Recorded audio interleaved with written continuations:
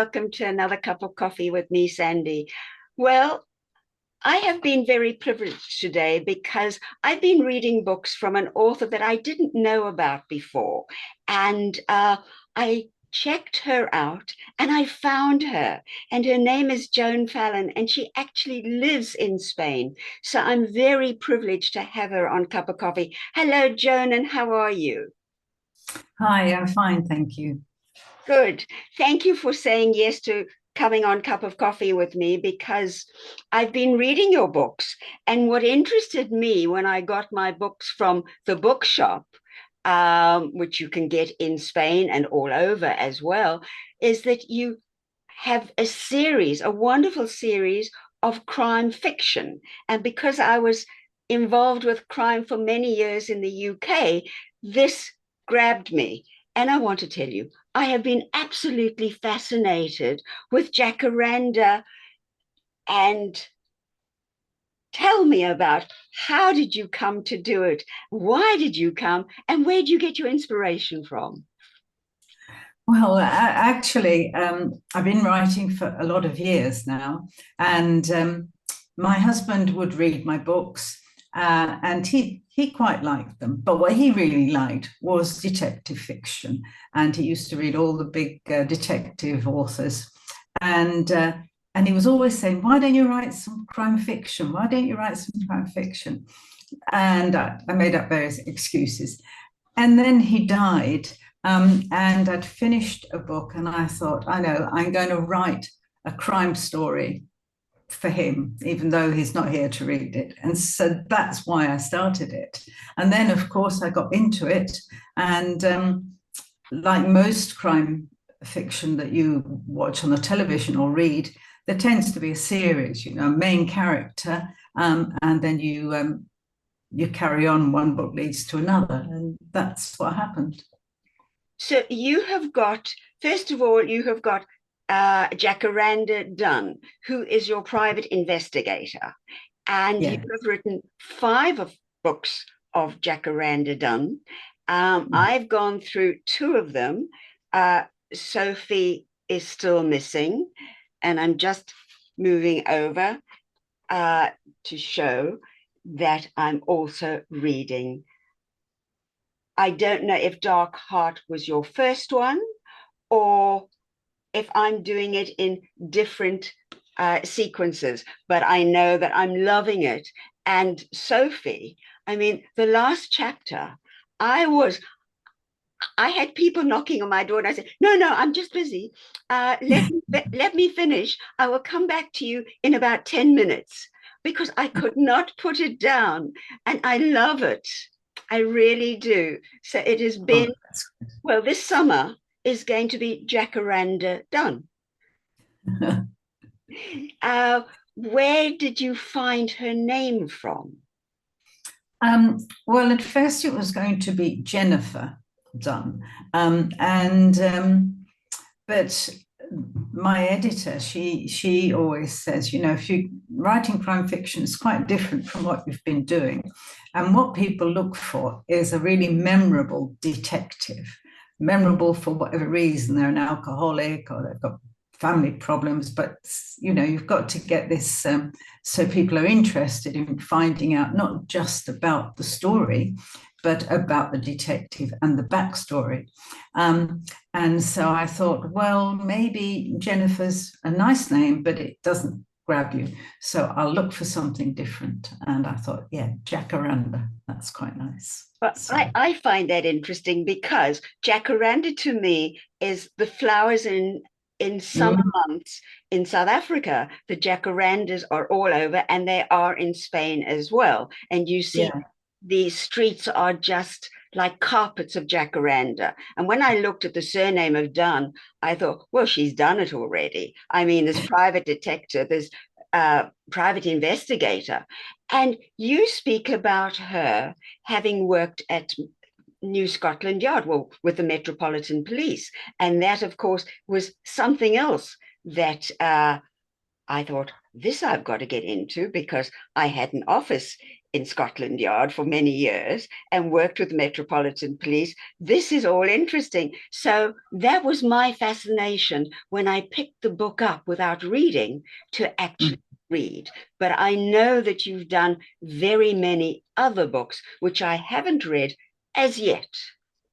That will come. I have got a lot of reading to do. And as people know that I really enjoy reading. So you are going to be in my household for a long time. But I want to find out about you, about Joan Fallon. Tell me about you. What brought you to Spain? Oh, that was really, it was my intention. We were taking early retirement and we were looking at somewhere. We lived in the Thames Valley, in quite an expensive area, and we thought we need to move somewhere, you know, a bit more suitable for pensioners. And we were looking at Devon and Cornwall, which are areas that we knew very well. My daughter had moved when she was quite young, 21. She'd moved to live in Spain. And suddenly it occurred to us, you know, right, why don't we go to Spain? That's where she is and where my grandson is. So that's why we followed her to Spain, really. And that's why we ended up on the east side of Malaga, because that's where she was. She was in Pedro Galecos. And so we moved there. And we've been there a long time now, 27 years. So that was a good move. I don't regret it. I don't think anybody who comes here regrets coming because it's sheer paradise, whether you work or whether you are totally retired, it is still paradise. Yes.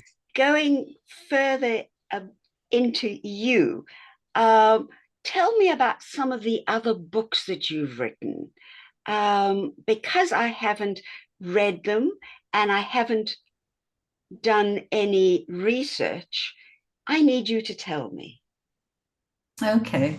Well, history was my subject. I was a teacher, and my degree was in history and English.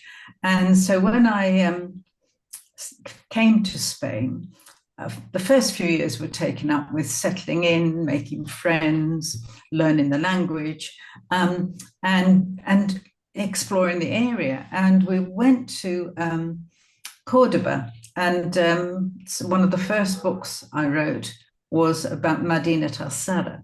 And so that led to a lot of books on history, the history of Spain. That was 10th century. I then did some on the 11th century. So historical fiction really is a large part of my my book record, if you like. Well, I've got your catalogue here because I've been doing a lot of picking up things, trying to find out more about you. And I see things like The Shining City, and I know nothing about that, and The Eye of the Falcon. Can you give me a little précis about those books? Yeah, those are the ones that I was referring to, in that the Shining City is a place, a city palace called Medina Alsada, and it's about 5 kilometers out of Cordoba. And it was in the 10th century, was the time of the Moors, and the caliph decided to make himself caliph instead of everybody being under the caliph in Damascus. And so he, having made himself caliph, he then decided that he needed a palace, which was sort of traditional, that was to the standard. And so he built this fantastic place. And it was called the Shining City because it was so brilliant. It was built with all the most luxurious materials that there were. People came from all over the world, as it was then, to visit it, and they all were amazed. And so it was became the shining city. Then having finished that, I realized that because half the book is historical research and half is a story about people living there, the artisans that lived there. But when I finished it, I realized that there was so much more I could write. So that one book I then turned into a trilogy. And that's where you got the Eye of the Falcon, which was about the next generation. And then the Ring of Flames, which was about the fall of Cordoba. Cordoba was no longer the ruling city. What about the house on the beach? Right. Well, that's a different. It is still historical, but it's a different era. One of the books that I wrote, the only book I've written that's not fiction, is Daughters of Spain, and that's a series of interviews rather from women of all ages in Spain, and mostly in this area, but not all in this area, some from Madrid and other parts of Spain. And by the time I'd finished writing it, I'd got so much material that I decided I would write some novels using that material. And one of them was The House on the Beach, which is a story of two girls who become friends when they're very young, and they're from completely different backgrounds. One of them is from a very rich family who live in Madrid, and as some people from Madrid still do, they came to Malaga for the summer, and they had a house on the beach. And the other girl, her mother was the cleaner, and she would take her down there, and the two little girls would play together. And so that's how they grew up. And then a lot of the things that happen to these two women as they're growing up illustrate how difficult it was for women to live in Franco Spain, and you know, how they were deprived all sorts of things. And it didn't matter if you were rich or you were poor. That was really the kernel of the story, is that being a woman was the problem. Rich or poor, you still had to fight for what you wanted. Over the decades or the centuries, the women still have to fight for what they want and how they get it. I know that you are very fluent in Spanish. When you were interviewing the women before you started writing the book, was that all in Spanish? It was, but this was some years ago.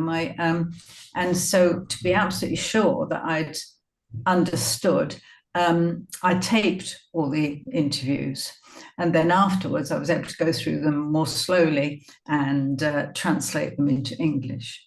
And so your books are not only printed in English, but they're also translated into Spanish and also Italian. How come Italian? Oh, that I don't do the translations. I mean, in order for the interviews, I did translate them into English because that's easier. But to translate English into, make it understandable, certainly, but to have it as a literary document, that's out of my league. And so there was a company where various translators looking for work can offer to do your book. So that's how they got into Italian, although that was something really I wasn't pushing. I just really wanted them in Spanish, but in fact they are in Portuguese, and I think there's one in French and a couple in Italian. So yeah, but that's all because they said we would like to do it. And one of my Dutch girlfriends saw me reading, and I was telling her how wonderful the book was. And she said, "Is it in Dutch?" And I said, "Well, at the moment, not, but I'm going to ask Joan whether there is a way, because now there are so many international speaking people here on the coast. yes. And very much a Dutch influence, certainly where I live. And I wondered if it was possible that you were thinking of, but now you explain of how it is done. You're not doing it. It is an organization or a group of people, or Yes, or I mean, you can. This organisation puts you in touch with the translators, or you can find translators. But it's an expensive business for an author to do, because you've then got to have the cover done. So you've got to have it printed again. You've got to have the cover done in the right language and everything. I thought most Dutch people spoke English, to be quite honest. oh yes, no, they all speak very good English, but they like to read in their own language. Yeah, I understand that. They get the feel of it far more than in Yes. English. Yeah. You are what I would call very much an all-rounder. What do I want? Love, really. Yes, I was going to say your main passion was history Exactly. in your youth, and it has now come through all the way through your life. But you've written about different things. You don't hold on to one subject. It is crime fiction. It is about people, about women. It is a very general way of writing. And I don't know where you get all your inspiration from and how you find what's your next book. Yeah. So how do you find your next book? Well, they find me really, because I'll see something and suddenly it captures my imagination, and I think I want to find out more about this, and it would make an excellent book. For example, I was in, I think, a surgery, a dentist surgery or something, waiting room, and I picked up a copy of The Economist, and I'm flicking through it, and there's this small article about the recent sort of revelation that during World War II, Britain was sending lots of children, orphans, but not all orphans, to the colonies, to Australia and to Canada and South Africa. And now these children, having grown up, were coming back and trying to find their families. And I thought, oh, how sad, that's awful. And so I looked into that and found lots of information about it. And that became a book that I wrote called The Only Blue Door, and was extremely successful. So, you know, these ideas just... Yeah, but your imagination really takes over because you're very sharp and you read something and then your brain starts working. Yeah, that's right. Whereas a lot of authors sit and think, what am I, you know, there is a piece of paper and they're sitting, it was in front of a typewriter, not a computer, and the page was blank for days and days and days. It doesn't sound like you have that kind of a problem. No, I haven't. I've never had what they call writer's block. It's what I don't have is enough time in my life to do it. I've got notebooks full of ideas that I've jotted down from time to time. They won't get written now, I'm sure. There's Why so not? many. Well, I could stick to it and keep going. You've got plenty time. You are a woman who has still got so much enthusiasm. Oh yes, plenty of that. And I'm sure now you have got time as well to sit and give us another book. Is there one that you are busy writing now that still has to be published? Yes, I'm writing another Jacaranda Done, but I haven't got very far with it yet. And I'm also planning to write, again, sort of historical novel, because it's going to be part in the present and part in World War II. And it's about a place called Bordsey, which you probably haven't heard of, which is in Felixstowe, or right next to Felixstowe. And what happened was I lived there from I was 3 till 13, and and I met this woman through the Costa Press Club.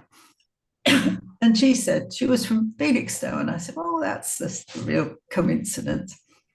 And we got talking. And she told me about Bordsey, which was where my father used to go to work. But I mean, I was only a kid. I wasn't really interested in what he did. And that's where they developed radar. And I thought, oh, that's interesting. So that's another story that I will try and do the 2 of them this year. So that's my target. I look forward to that. Another question for you. Have you ever been into New Scotland Yard? No, I've been past it, but I haven't been into it. Okay, well, Do I look like a criminal? I have a girlfriend who used to work in the crime museum. She was a volunteer, and now she does the Jack the Ripper tours, and Oh, really fascinating. And if you ever go to the UK, I'm going to put you in touch with Lindsay and go on one of her tours, because you know what? Although there are so many Jack the Ripper books and films that are being made, I am sure if you go on one of her tours, you will come out with another book, but with a difference. She yeah. makes it a very jovial.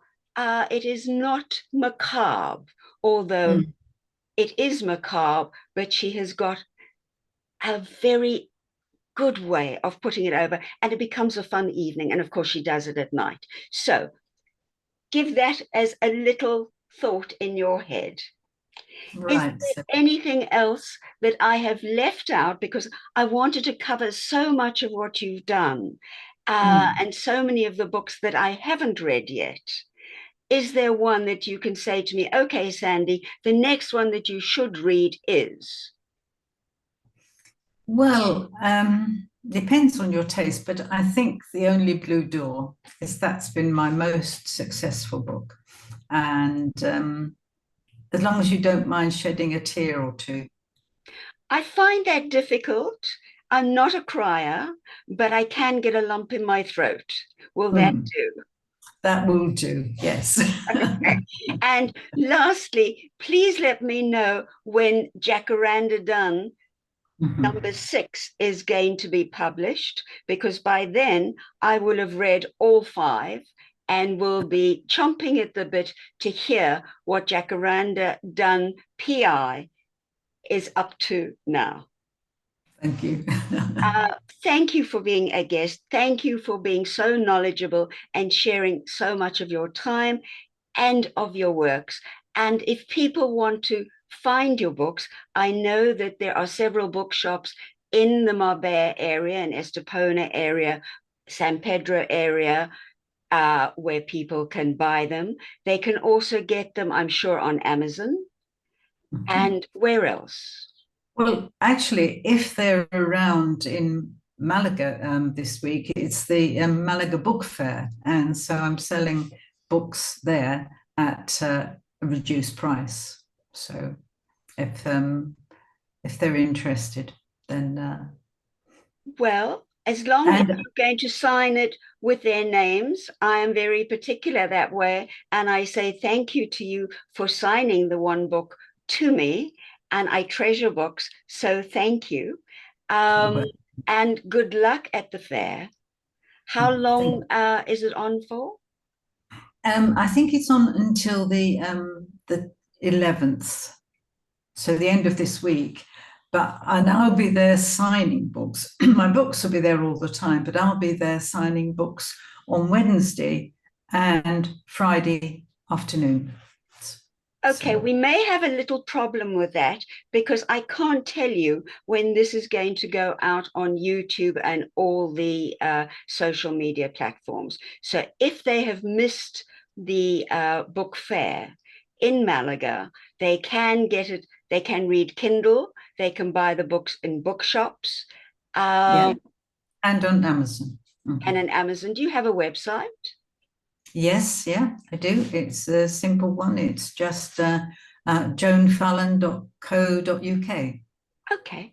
Well, all I want to say is thank you for sharing a cup of coffee with me. It's been a pleasure to have you on.